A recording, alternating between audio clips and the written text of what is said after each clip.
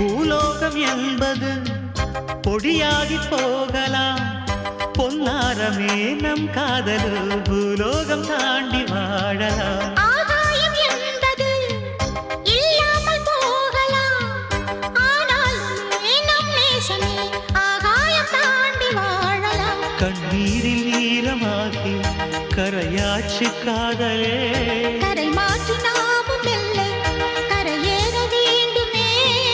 நாளை வரும் காலம் நம்மை